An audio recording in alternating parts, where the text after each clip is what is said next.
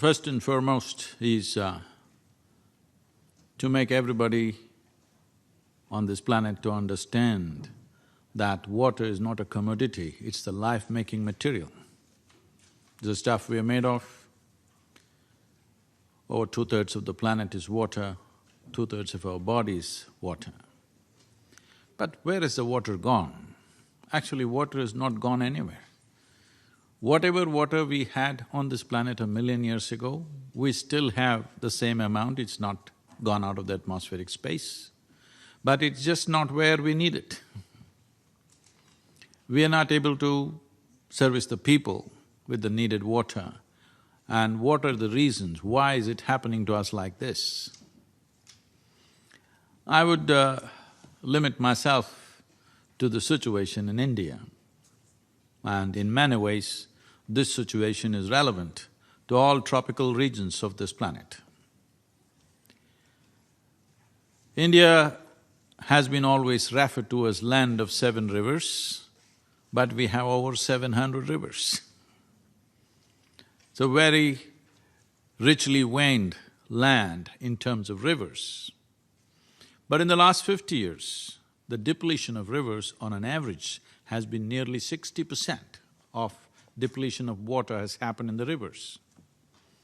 Why is this so? What are the causes? There are many things to do, but fundamentally we must understand there are 2 types of rivers: glacier-fed rivers and forest-fed rivers. In India, only 4% of the river water is glacier-fed, rest fortunately is forest-fed. In the rest of the world, 72% of the rivers are forest-fed. So that is also a fortune. Why I'm saying it's fortunate is because we can put back the forest, we can put back the vegetation, but we cannot just bring down snow whenever we feel like it. It's important that we need to understand, like a country like India, we have an average of 45 to 50 days of rain or precipitation. What comes down in 45 days, we are required to hold it in the land for 365 days. If this has to happen, it doesn't matter who says what and 1,000 different opinions, but fundamentally you can hold the water in the land only if the soil has the necessary organic content and there is vegetation. Generally, it is understood that to call soil a soil, a minimum of 2% organic content should be there. But today, nearly 25% of India, the organic content is 0.05%. That means we are converting rich soil into sands. That means desertification is happening at a rapid pace. I am not an environmentalist, I am not a scientist, nor am I a policymaker, but my engagement with life around me has been from a very early childhood. My involvement with forests, mountains and rivers has been very active right through my life. And with great concern I've been watching, particularly in the last 25 years, how the rivers that I have known since my childhood, how they have depleted. Particularly in the last 7 years, the depletion is so sharp and alarming that we invested a certain amount of time and effort and energies to study these things and see how to revive this, and made a policy document, a recommendation, policy recommendation, 760-page recommendation to the federal government in India. It is heartening to see that there is a broad understanding about this in state governments and in the central government. When we presented the policy document to the Prime Minister at 6:15 in the evening, last October 2nd, next day morning 11:30 we got a call from the Prime Minister's office saying that they want a soft copy because Prime Minister has formed a special group to look into the policy. So obviously, the enormity and the urgency of what needs to be done is definitely gotten into the minds of policymakers at least in India. I'm sure it is on, with the concern with which everybody is speaking from various nations. This urgency and enormity of the situation has sunk into all of us. So we know what is the problem. We generally know what is the solution. It may be little more specific to each nation and each geographical location, but generally we know what is the solution. Now the problem is implementation, the problem is getting everybody's cooperation, the problem is the size of the solution. How do we put it on the ground? This is a big problem. So one thing is definitely every nation in collaboration should form, because ecology is not something that respects national or political boundaries. Rivers don't have boundaries, whether of states or nations. So to be able to form an international policy, maybe region-wise, tropical region and subtropical regions and temperate climates like this we could make, but a comprehensive policy that everybody will agree to and start implementing, because a time has come that in the next… It's really a fantastic day today, that we are talking about a decade of action, not decade of talking, a decade of action, which is a very good terminology and very good intention. Now we have to get into action. Obviously, United Nations does not have geographical presence, it is the nations on the ground which need to act.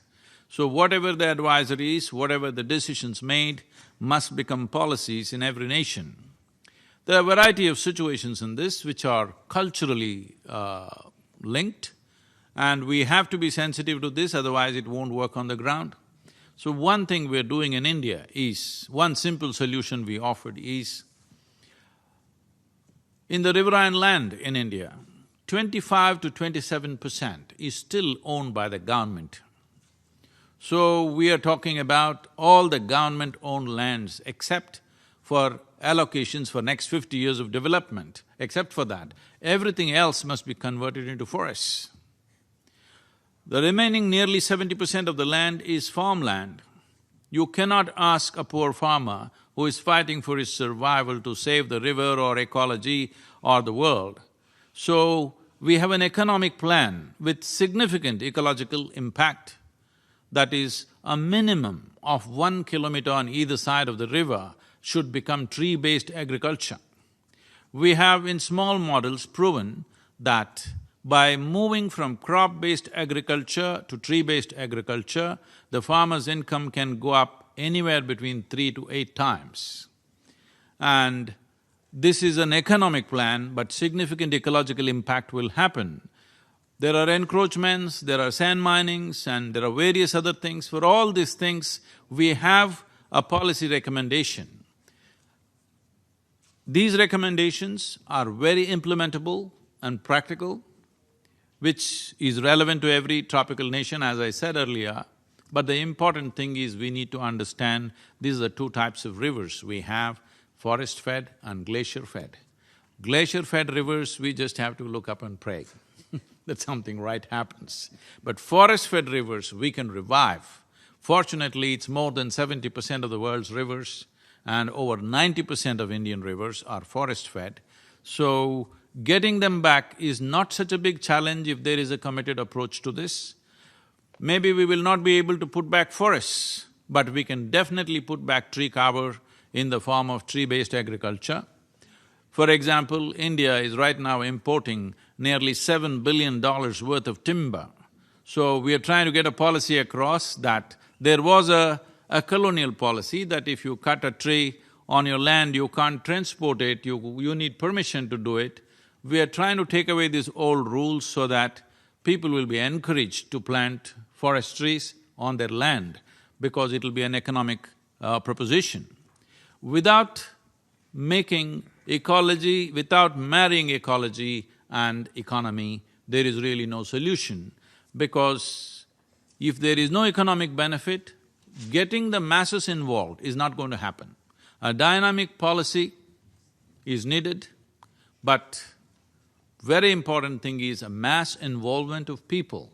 Without people's participation, this is not going to happen, and people's participation will not come unless there is economic benefit attached to it. So talking about saving the world, we can give any number of lectures, it won't work. The reason why India responded the way it responded to Rally for Rivers, because it was an economic plan. 162 million people participated in a one-month-long rally across the country. Probably this is the largest ever for any ecological movement, because ecology means it is a concern of a handful of people who are worried about the future, we are worried about the present, that is the attitude. If you want to describe these two dimensions, people understand economy as today's issue, ecology as next generation's issue. No, ecology is this generation's issue. This has to be made an urgent possibility, and whatever we do, unless we make ecology into a lucrative process for the large number of people involved in it, large masses of people will never involve themselves in making this happen. When we look at the water depletion that's happened, we live in southern India, and the kind of depletion happened, today it's in news that Bengaluru city, which is known as Bangalore in the rest of the world, when I was a child, there were over 1,020 ponds and lakes in Bangalore city and 3 perennial rivers. I'm talking about perennial water bodies. Today, there is no trace of these rivers, we don't even know where they are anymore. Everything is built upon. And only 82 lakes and ponds existing. Out of this, 44 of them are just sewage water. Only about 36 to 37 perennial water bodies have actual water, rest is all sewage. This has happened in 40 years' time. This is what we are doing. This is the pressure of population. Human footprint has become so broad that there is no room for anything else to happen on this planet. We have to understand when we say life, we are not talking about just us, but every other life, because if insects, worms, birds, animals and trees disappear, this planet cannot exist, there'll be no life on this planet. But if you and me disappear, the planet will flourish wonderfully well. So we need to understand that in the scale of significance, their significance on this planet is far more than us, though we may be a dominant force right now. We are a recent happening. We may also have a very near ending if we don't handle ourselves right. This is not that planet is in peril. Planet is not in peril. It is only human life which is in peril. Planet will recover. If we disappear, if all of us go to sleep for 25 years, everything will be back and everything will be wonderful. So we are also wonderful, but we're just little too many. We need to understand this. In 2000, at the beginning of 20th century, we were just 1.4 billion people. Today we are 7.3 billion people. In 2050, United Nations is projecting we could be 9.6 billion people. Why are we making predictions like astrologers? Why don't we have a plan by 2050 what population we want to have? Because this planet can only sustain that many.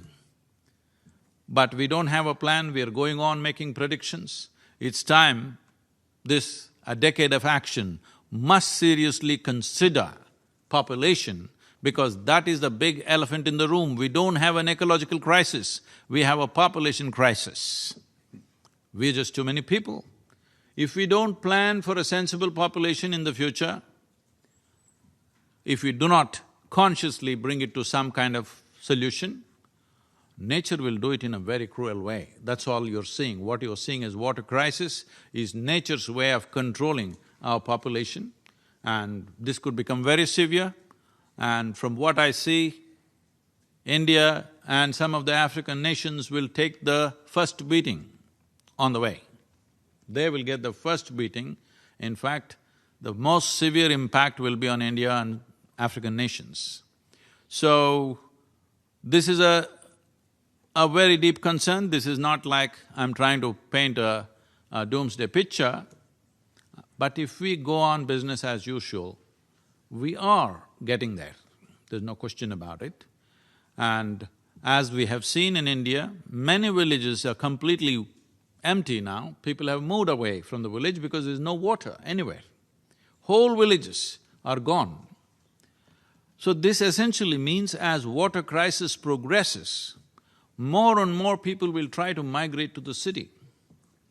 If too many people migrate to the city where there is necessary infrastructure is missing, we are looking at a very severe civil strife. We really fear what kind of civil strife can happen in the next 20 to 25 years in a country like India unless we take corrective action today. And I'm glad today we are starting a decade of action. As I said, fortunately our rivers and water bodies are largely forest-fed. That means we can put back the vegetation and revive these water bodies quite effortlessly. We have seen and demonstrated this happening, but now we are looking at large-scale demonstrations in some of the states in collaboration with the state governments. Many states are going into a huge plantation drives like never thought of before. They're talking about tens of millions of trees being put on the riverbanks and in the catchment areas. This is the only way you can take care of forest-fed rivers.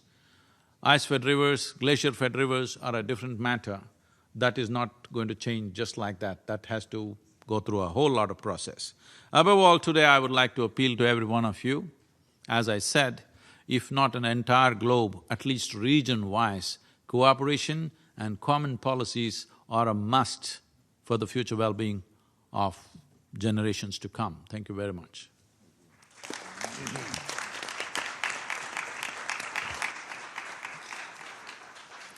I thank Mr. Sadhguru for his very interesting remarks.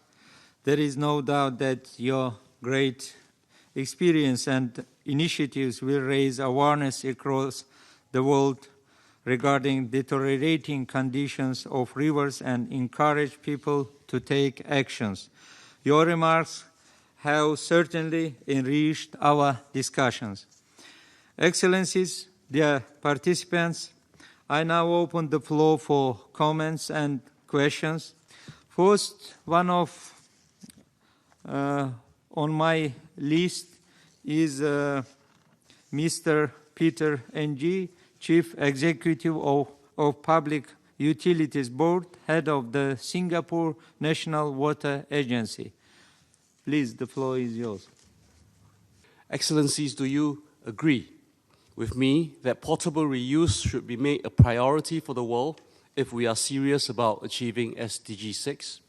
And if you do, then surely the UN has to play a leading role in this. It has to become an advocate for the endless reuse of water, and it has to deploy its influence to encourage and to persuade member countries to adopt the potable reuse of water. As Singapore has considerable experience and expertise in this area, we stand ready to advise and to help. Thank you. I thank Mr. Peter Ng. The distinguished participants, the floor for comments and questions is open. Please, if you want to make any comments, please press your microphones. Excuse me, can I say something?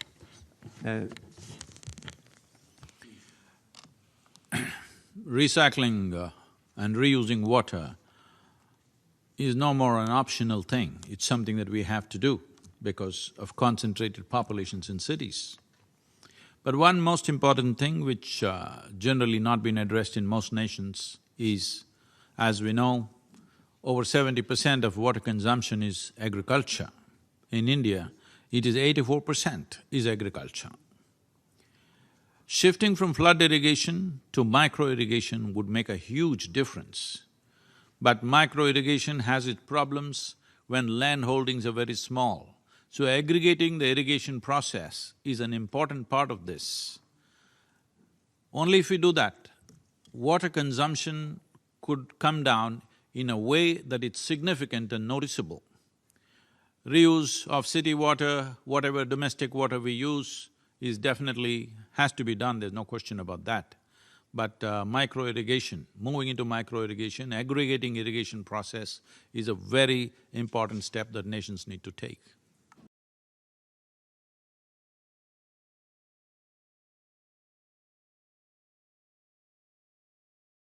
Mr. Sadhguru, please, the floor is yours.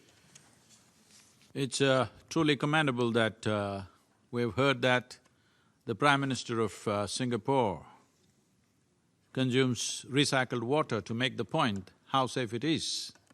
That's wonderful. But that level of purification, there are economic issues for countries like India and many other nations. So what we are looking at is our daily sewage volume in the top 200 cities and towns in India amounts to 36 billion liters per day.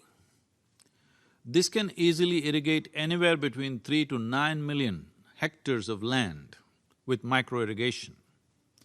And we've always found when we bring micro-irrigation, naturally women get into the act because micro-irrigation needs a certain level of patience, and generally we find men want to rip it off because it doesn't work. It's the women who have the patience to go to every point and fix it. So naturally their role in agriculture and food production would be greatly enhanced if we move into micro-irrigation and we can bring down the water consumption in agricultural sector by at least 40%. This we have demonstrated in many places, at least by 40%. And that would be the level of recycling we need. We don't have to necessarily recycle it to a point for human consumption, but for agriculture it's much easier to do it, and economically it's more relevant to us.